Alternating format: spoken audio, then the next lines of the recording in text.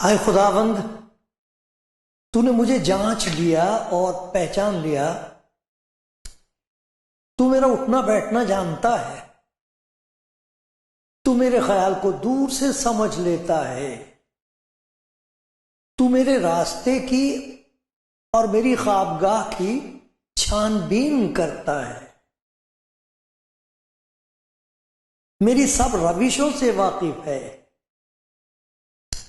देख, मेरी जबान पर कोई ऐसी बात नहीं जिसे तू आए खुदावंद पूरे तौर पर न जानता हो। तूने मुझे आगे पीछे से घेर रखा है और तेरा हाथ मुझ पर है। ये इरफान मेरे लिए निहायत अजीब है, ये बुलंद है, मैं इस तक पहुंच नहीं सकता। मैं तेरी रूह से बचकर कहां जाऊं या तेरी हुजूरी से किधर भागूं। अगर आसमान पर चढ़ जाऊं तो तू वहां है। अगर मैं पाताल में बिस्तर बिछाऊं तो देख, तू वहां भी है। अगर मैं सुबह के पर लगाकर समुंदर की इंतहा में जा बसूं तो वहां भी तेरा हाथ मेरी रहनुमाई करेगा और तेरा दाहिना हाथ मुझे संभालेगा। अगर मैं कहूं कि यकीनन तारीकी मुझे छिपा लेगी और मेरी चारों तरफ का उजाला रात बन जाएगा, तो अंधेरा भी तुझसे छिपा नहीं सकता, बल्कि रात भी दिन की मानिंद रोशन है। अंधेरा और उजाला दोनों यकसां हैं। क्योंकि मेरे दिल को तू ही ने बनाया, मेरी मां के पेट में तू ही ने मुझे सूरत बख्शी। मैं तेरा शुक्र करूंगा क्योंकि मैं अजीब और गरीब तौर से बना हूं। तेरे काम हैरत अंगेज हैं, मेरा दिल इसे खूब जानता है। जब मैं पोशीदगी में बन रहा था और जमीन के असफल में अजीब तौर से मुरतब हो रहा था, तो मेरा कालिब तुझसे छिपा न था। तेरी आंखों ने मेरे बेतरतीब मादे को देखा और जो अय्याम मेरे लिए मुकर्रर थे वो सब तेरी किताब में लिखे थे, जबकि एक भी वजूद में ना आया था। आए खुदावंद, तेरे ख्याल मेरे लिए कैसे बेशबहा हैं, उनका मजमुआ कैसा बड़ा है। अगर मैं उनको गिनूं तो वो शुमार में रेत से भी ज्यादा है। जाग उठते ही तुझे अपने साथ पाता हूं। सलाम आप सबको, मेरे भाई प्यारी बहन, जो भी ये प्रोग्राम देख रहे हैं सुन रहे हैं, सबको मेरा सलाम। खुदा के हुजूर और याद करता हूँ, दुआ करता हूँ कि खुदा करे, ज़रूर ऐसा करे कि आपकी ज़रूरत के मुताबिक आपको बरकत दे। ऐसा कि आप हैरान रह जाएं, खामोश न रह सकें, किसी और को भी बताएं कि खुदावंद यीशु जिंदा खुदावंद है। जो उससे मांगते हैं उन्हें मिलता है,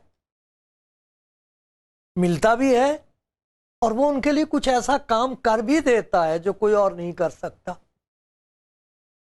मेरा सलाम आपको। मेरी दुआ खुदा आपके हक में फरियाद मेरी सुने और आपको बरकत दे। और जो मेरे लिए दुआ करते हैं उनकी दुआ के वसीले से खुदावंद मुझ पर रहम करता रहे। आमीन।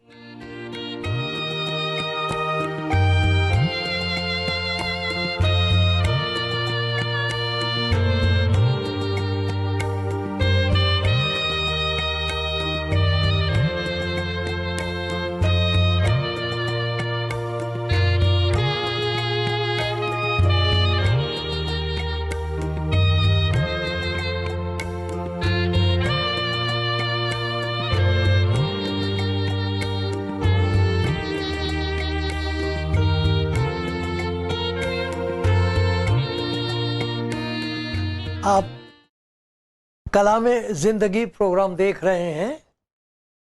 मैं खुदा का शुक्रगुजार हूँ इस मौके के लिए, इस खुले हुए दरवाजे के लिए जो खुदावंद ने खुद खोला है कि मैं आपके घर तक आ गया आपके घर तक आ पहुंचा, एक पैगाम लेके, खुशखबरी लेके। ये मैंने आपके सामने जबूर पढ़ा 139। अगर आपके पास बाइबल है तो आप इसे पढ़िए और देखना इसमें कैसे कैसे खजाने हैं इस एक ही जबूर में, 139 में। बहुत प्यारा जबूर है। इसमें इस बात का जिक्र किया गया है कि जब खुदा किसी की रूह को अंदर से जिंदा करता है तो उसके जो एहसासात हैं, उसकी जो महसूस करने की जो ताकत है वो जिंदा हो जाती है। वो क्या महसूस करता है? वरना तो आदमी डर ही महसूस करता है, फिक्रें होती हैं, दुख महसूस होता है, ये सारी जिस्म की चीजें, भूख लगती है, फिर ये सब को महसूस करता है। लेकिन जब रूह जिंदा हो जाती है तो कुछ और महसूस करता है। ये खुदा के कलाम की जबरदस्त ताकत है कि वो इंसान को अंदर से जिंदा कर देता है। अभी कुछ ही दिनों की बात है, एक शख्स से मेरी मुलाकात हुई। वो पढ़े लिखे आदमी हैं, डॉक्टर हैं। तो मुझे बता रहे थे कि वो ईसाई घर में पैदा नहीं हुए, मसीही घर में पैदा नहीं हुए, लेकिन अपनी अंग्रेजी बेहतर बनाने के लिए उन्होंने किताब पढ़नी शुरू की। ये उनको मालूम भी नहीं था कि वो इंजील पढ़ रहे हैं तो मुझे कहते हैं कि मैंने पहले उसे एक दफ़ा पढ़ा इस ख्याल से कि मेरी अंग्रेजी बेहतर हो जाएगी। कहते दोबारा मैंने पढ़ा, मुझे अच्छी लगी। तीसरी दफ़ा जब मैंने उसको पढ़ा तो मेरे दिल में एक ख्वाहिश ये पैदा हुई कि जिस यीशु का जिक्र है, जिस मसीहा का इसमें जिक्र है, क्या मैं उसे जान सकता हूं? उसके लिए लिखा है कि मैं दरवाजे पर खड़ा हुआ खटखटाता हूं, मैं था खोलता हूं अपना दरवाजे, देख क्या होता है। तो कहते कि मैंने दुआ की कि आए खुदा मेरे दिल में आ। कहता फिर मैं पता करके गया एक चर्च में, उनसे पूछा कि वह कैसे खुदा यीशु मसीह को कबूल कर सकता हूं। और फिर उसके बाद उनकी मसीही जिंदगी शुरू हो गई। बहुत खुश है। कहते एक ऐसी चीज मुझे जिंदगी में मिल गई है जो ना दौलत से खरीदी जा सकती है, ना इल्म से, ना किसी और तरह, ना किसी नेकी से। लेकिन एक चीज मुझे नसीब हुई है अपनी जिंदगी में जो पहले मुझे कभी उसका ख्याल तक नहीं था। मेरे तो एहसास जिंदा हो गए, अंदर से कुछ और ही महसूस होने लगे, मेरी रूह को कुछ और ही महसूस होने लगा है। वैसे देख रहा था, हैरान हो रहा था। मैंने कहा खुदा, मुझे याद आई एक आयत, ये है कि जबूर है, ये भी जबूर 119 है। ऐसे बड़ी प्यारी दुआ है और ये 119वां जबूर है और मैं 36वीं आयत से पढ़ के सुनाता हूं आपको। जबूर 119 36वीं आयत। ये दुआ है, मेरे दिल को अपनी शहादतों की तरफ रुजू दिला, ना कि लालच की तरफ। वरना इंसान की मरी हुई रूह उन्हीं चीजों की तलाश में रहती जो मरी हुई है, ना खा सके आदमी, ना ले जा सके, मर जाती। मेरी आंखों को बुतलान पर नजर करने से बाज रख। ऐसी चीजों की तरफ देखते रह जाते, तरसती रह जाती हमारी आंखें जो बुतलान है, बातिल है, झूठी है, उनके अंदर वो बात ही नहीं है जिसके लिए इंसान की रूह प्यासी है। मुझे अपनी राहों में जिंदा कर। मुझे अपनी राहों में, तेरी राह पता भी होती है तो भी इंसान मरा हुआ चल नहीं सकता उस पर। सभी को मालूम है शरीयत क्या है, क्या करना चाहिए, क्या नहीं करना चाहिए। तो झूठ बोल बोल के जो दूसरों का लूटते माल, उनको मालूम नहीं है कि ये गलत है। जो अपनी दौलत के सहारे दुनिया भर के गंदे काम करते हैं, उनको मालूम नहीं कि इसका हिसाब देना होगा। सब पता होता है, मालूम तो है, लेकिन रूह मरी हुई है। इसलिए तो खुदा का बंदा दाऊद की ज़बूर में ये कह रहा है, मेरे दिल को अपनी शहादतों की तरफ रुजू दिला, ना के लालच की तरफ।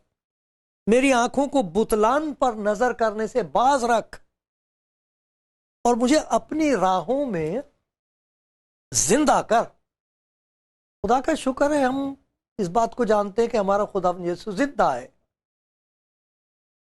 हमारे गुनाहों को अपने ऊपर लिए हुए सलीब पर चढ़ गया, मसलूब हुआ, यह तवारीखी हकीकत है। और अपने कहने के मुताबिक तीसरे दिन मुर्दों में से जी उठा, वो जिंदा है। लोग उससे मुलाकात कर रहे हैं, वो अपने आप को जाहिर कर रहा है लोगों पर। जिंदगियां तब्दील हुई, वो ही है जो रूहों को जिंदा करता है। जो खुद जिंदा हुआ है वो जिंदा करता है। ये कुदरत और ये ताकत और इख्तियार उसी के पास है। गुनाहों को माफ कर देना, मुर्दों में से इंसान को जिंदा कर देना, उसकी रूह को जिंदा कर देना कि वो महसूस करने लगे, ये खुदा यीशु करता है। आपको तजुर्बा है इसका? आप कह सकते हो उसने मुझे भी जिंदा किया, क्योंकि यही तो लिखा अफसियों के खत में दूसरे बाब में, उसने तुम्हें भी जिंदा किया। मैं अफसियों के नाम का खत दूसरा बाब पहली आयत है। उसने तुम्हें भी जिंदा किया जब अपने कसूरों और गुनाहों के सबब से मुर्दा थे। ये जो गुनाह हमारी जिंदगी में है, ये हमारी रूह को सांस नहीं लेने देता, उसकी वजह से हम मरे हुए हैं। जो कुछ महसूस होना चाहिए, जो चीजें हैं वो हमें महसूस नहीं होती, और जो है नहीं उनके पीछे पड़े रहते। ये है, ये अजीब किस्म की मौत है।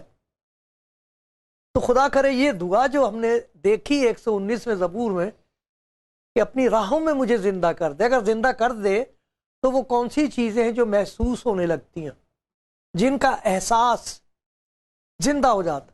सेंसिटिविटी, फीलिंग, महसूस होना।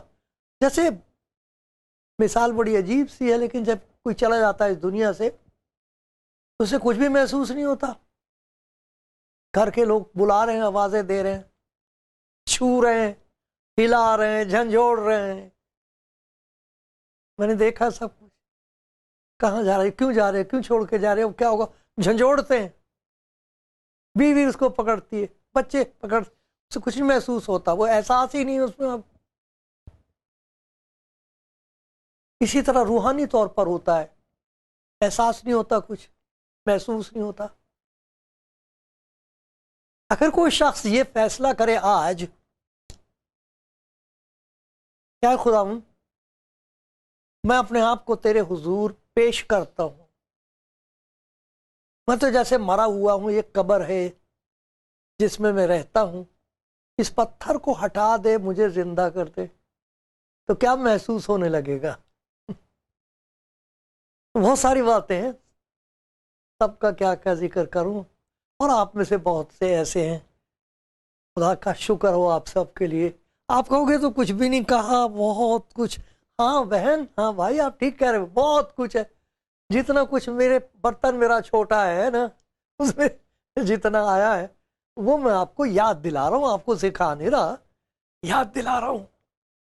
और अगर किसी ने कभी पहले नहीं सुना तो मैं आपके हुजूर मिन्नत कर रहा हूँ, इल्तमास कर रहा हूँ, क्यों नहीं ले लेते? मुफ्त है, प्यार की वजह से, खुदा की तरफ से आपके लिए, ले क्यों नहीं लेते? मुझे सोच रहे इसमें नुकसान क्या होगा आपका? कौन सी चीज है जो चली जाएगी? क्या है जो छीन लेगा खुदा आपसे? देखो क्या देगा। जब जिंदा हो जाते हैं तो सबसे पहली चीज जो महसूस होने लगती है वो खुदा की हुजूरी है।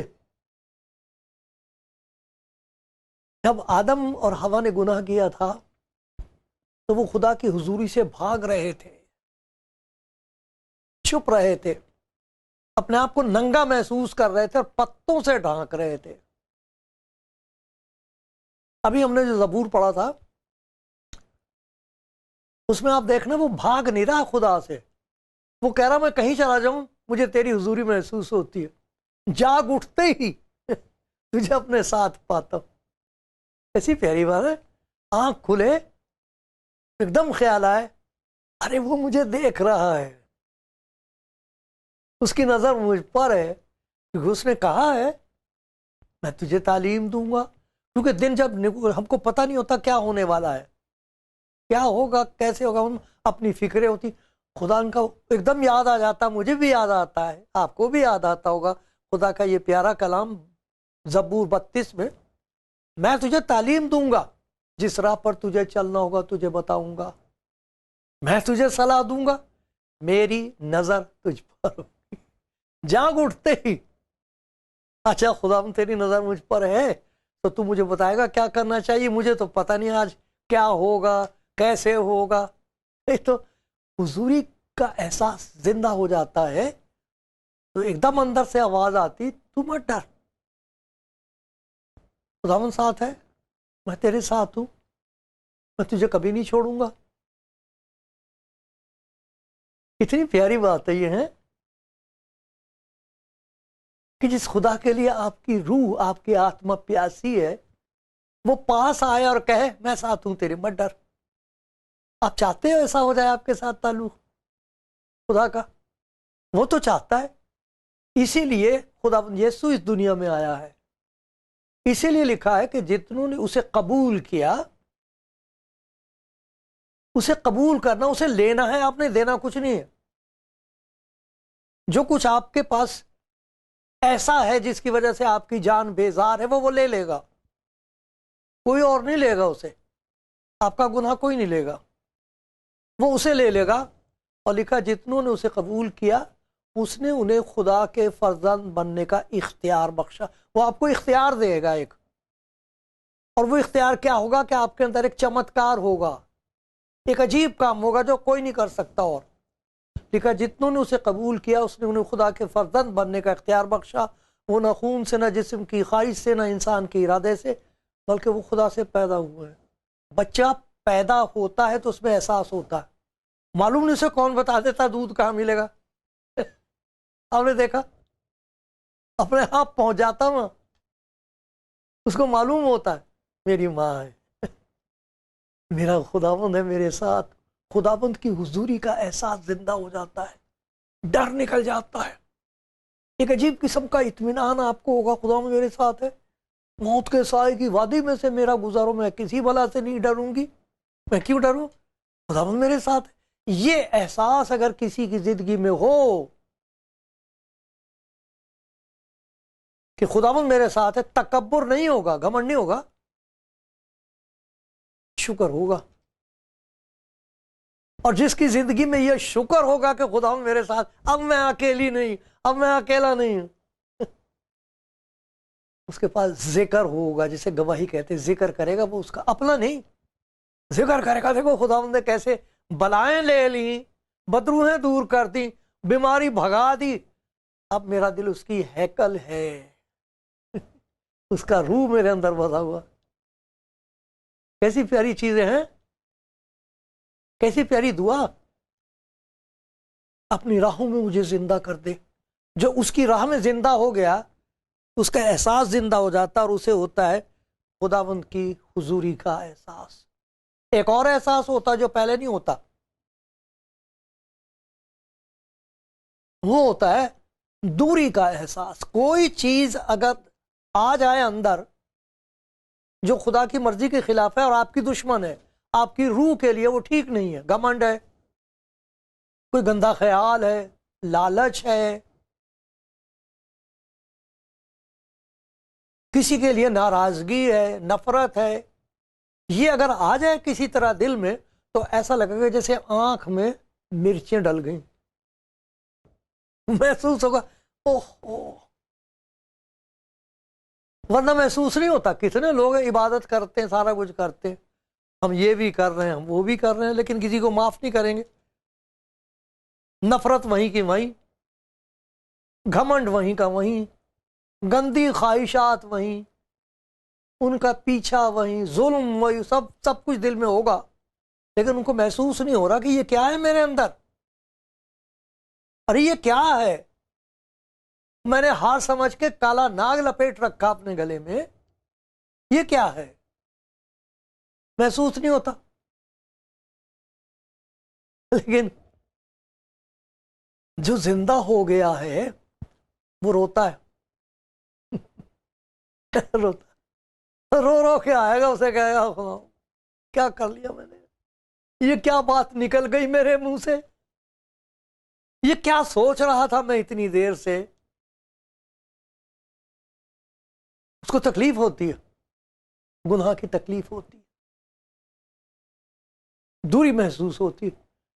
एक आयत है बड़ी प्यारी, आपको अगर याद रह जाए तो बहुत काम आएगी। वो ज़बूर है, उसमें लिखा है 66 ज़बूर और 18वीं आयत, अगर मैं बदी को अपने दिल में रखता तो खुदावंद मेरी न सुनता। कई दफ़ा मेरे साथ ऐसा हुआ कि मैं टेलीफोन पर बात कर रहा हूं और मुझे ये ध्यान ही नहीं रहा कि वो तो वहां से प्लग निकला हुआ है, वो तो डिस्कनेक्ट हुआ हुआ बातें कर रहा हूं मैं साहब। और फिर उनसे कहूँ जी मैंने आपसे फोन किया था, आपने जवाब नहीं दिया। अरे भाई वो डिस्कनेक्ट था मेरा। लेकिन जिसकी रूह जिंदा खुदावन करेगी उसे पता लग जाएगा बात क्या है, खुदावन तक बात नहीं पहुंच रही, उधर से जवाब नहीं आ रहा, वो खुशी नहीं हो रही, वो इत्मीनान नहीं हो रहा, जरूर कुछ न कुछ गड़बड़ है। अगर बदी को मैं अपने दिल में रखता, बदी को दिल में रखने की चीज है, तो खुदावंद मेरी ना सुनता। बताओ किसी ने बदी की, उसे मैंने दिल में रख रखा, एक ही तो है जो मेरी सुनता, वहां से मेरा रिश्ता टूट जाए। देखते रहना चाहिए, कोई ऐसी चीज तो नहीं जिससे दूरी हो जाए। जहां हुजूरी का एहसास होता वहां दूरी का एहसास, फिर पाक रूह की भरपूरी का एहसास होता उनको मालूम होता कि कोई और भी है मेरे अंदर। तो लिखा हुआ करंती, क्या तुम नहीं जानते कि तुम्हारा बदन रूहुल कुद्स का मकदिस है। अरे ये दिल जिसको मैं गंदा कर रहा हूं, इबादत खाने सबको उनकी इज्जत होनी चाहिए, हर इबादत गाह को साफ रखना चाहिए, किसी का भी इबादत गाह हो उसका एहतराम करना चाहिए, लेकिन असल इबादत गाह दिल है। क्या है वो, क्या क्या हो गया मैं मासराय कसरत मौहूम, ये दिले खाली के तेरा खास खलवत खाना था। क्या भर लिया इसमें, तो उनको एहसास होता कि कोई और भी है मेरे साथ, उसका रूह है मेरे साथ, और वो रूह मददगार के तौर पर होता है, अंदर मदद करता है। देखो क्या मदद करता है, रूमियों के खत में अगर हम देखें तो ये जो जिंदगी की जो आजमाइशें होती हैं जो हमको दूर करती हैं खुदा से, लिखा रूह से बदन के कामों को नेस्त और नाबूद करो तो जिंदा रहोगे। ये बदन के काम है, गंदी ख्वाहिशें हैं, लालच है, हरामकारी है, नापाकी है, घमंड है, ये सारी जो खराबियां हैं जो हमारी खुशी की दुश्मन हैं, उन पर फतह पाने के लिए हमारे अंदर एक कुव्वत है, उसका एहसास होता है उनको, मेरे पास खुदा का पाक रूह है। रहनुमाई के लिए कहां जाऊं, क्या करना चाहिए, देखा वो हमारे लिए दुआ करता है। पाक रूह ऐसी आए हैं भर भर कर हमारी शिफात करता है जिनका बयान नहीं हो सकता। तो उनको महसूस होता, इस बात का एहसास होता, मैं अकेला नहीं हूं, मैं अकेली नहीं हूं, मेरे अंदर खुदा का पाक रूह है, मेरी मदद करेगा, मुझे ताकत देगा, मांगते हैं उससे। तो एक तो खुदा की हुजूरी का एहसास होगा, खुदा से दूरी का एहसास होगा, पाक रूह की भरपूरी का एहसास होगा उन्हें, और एक और चीज है जिसका एहसास होता है उन्हें, वो होता है एहसास जिम्मेदारी, जिम्मेदारी का। अरे जो कुछ आपको मिला है, आपका जी चाहेगा कि मेरे भाई को भी मिल जाए, मेरी बहन को भी मिल जाए, हमारे खानदान में सभी को पता लग जाए तो कितना अच्छा हो। नहीं सुनेंगे, मानेंगे नहीं, लेकिन आपको मालूम है कि आपके अंदर जो एहसास है, जिम्मेदारी है, वो है आपकी बरकत। वो सुनेंगे या नहीं सुनेंगे ये नहीं, लेकिन आपके अंदर जो जिम्मेदारी का एहसास हो गया कि दूसरा भी बचे, दूसरे को भी बताना चाहिए, नफरत नहीं करेंगे आप, प्यार से उनकी मिन्नत करेंगे, रात को उठाएगा खुदा आपको, आप उनके लिए दुआएं करेंगे। ये एहसास जिम्मेदारी उनको होता है जिनकी रूह जिंदा। एक और बड़ा प्यारा एहसास होता है, इस बात का एहसास उन्हें रहता है कि इस दुनिया के सफर के बाद मेरे लिए सारी चीजों की तैयारी हो चुकी है। तैयारी का एहसास रहता है। लोग तो डरते हैं मरने से, क्या होगा, अदालत का क्या होगा, मेरे गुनाह जाहिर होंगे, लेकिन जिसकी जिंदगी में ये बातें हो रही हैं, जो खुदा जिसको जिंदा कर दिया गया है, उसे मौत से डर नहीं लगता। को मालूम है जाना है, अफसोस तो होता होगा, लेकिन वो खौफ नहीं है। क्यों? खुदा यीशु मसीह ने कहा था तुम्हारा दिल ना घबराए, तुम खुदा पर मत डरो, तुम्हारा दिल ना डरे ना घबराए, तुम खुदा पर ईमान रखते हो, मुझ पर भी ईमान रखो। मेरे बाप के घर में बहुत से मकान हैं, ना होते तो मैं तुमसे कह देता। मैं जाता हूं ताकि तुम्हारे लिए जगह तैयार करूं। जगह तैयार है। दूसरी बात, एक आयत पढ़ के सुनाता हूं आपको, पहला करंथियों 2:9। बड़ी प्यारी आयत है, बड़ी प्यारी आयत है। पहला करंथियों 2 दूसरा बाब और 9वीं आयत में लिखा है कि जो बातें ना आंखों ने देखी, ना कानों ने सुनी, और ना इंसान के दिल में आई, तो सब खुदा ने अपने मोहब्बत रखने वालों के लिए तैयार कर दी। जो चीजें ना आंखों ने देखी, ना कानों ने सुनी, ना आदमी के दिल में आई, वो सब खुदा ने अपने मोहब्बत रखने वालों के लिए तैयार कर दी। एहसास है, तैयारी होता है, उनको महसूस रहता है मुझे अपने आप को तैयार करना है, मेरे लिए जगह है, मेरे लिए सरप्राइज है, मेरे लिए पता नहीं खुदा ने क्या बरकतें रखी हुई। सुनते रहो और भी देखेंगे।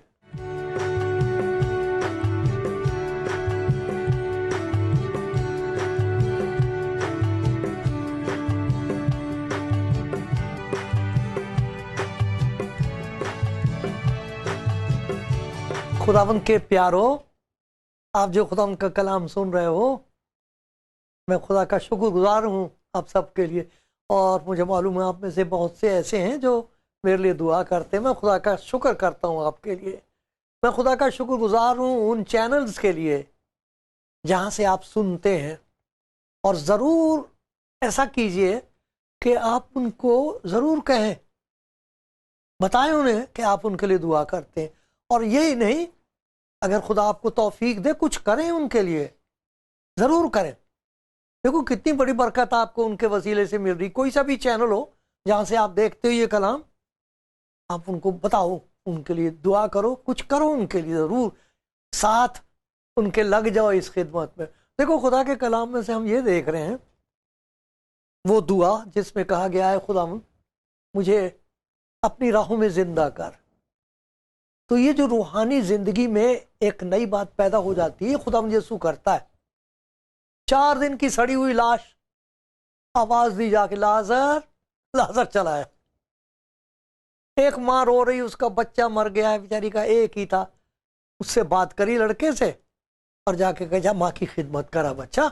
एक लड़की, उसे अच्छा कर दिया, जिंदा कर दिया। लोग रो रहे थे, फिर माँ बाप से कहा इसको कुछ खाने को दो, खाने को दो। अजीब काम करता। ऐसी वो रूहों को जिंदा कर देता है। जब आदमी की रूह जिंदा हो जाएगी तो उसे खुदा की हुजूरी का एहसास होगा। मैं अकेला नहीं, मैं अकेली नहीं, दूरी का एहसास होगा। वो उन चीजों से नफरत करेगा जिनकी वजह से खुदा से दूरी होती है, अजीजों से दूरी होती है। तीसरी बात ये होती है, उसको इस बात का एहसास हो जाता है कि उसके अंदर कोई और भी है, पाकरू की भरपूरी होती है उसके अंदर। उसको मालूम होता मैं अकेली नहीं हूं, मैं अकेला नहीं हूं, मेरे पास ताकत है फतह पाने के लिए, मैं अंधेरे में नहीं हूं, वो मेरी राहबरी करेगा, वो करता।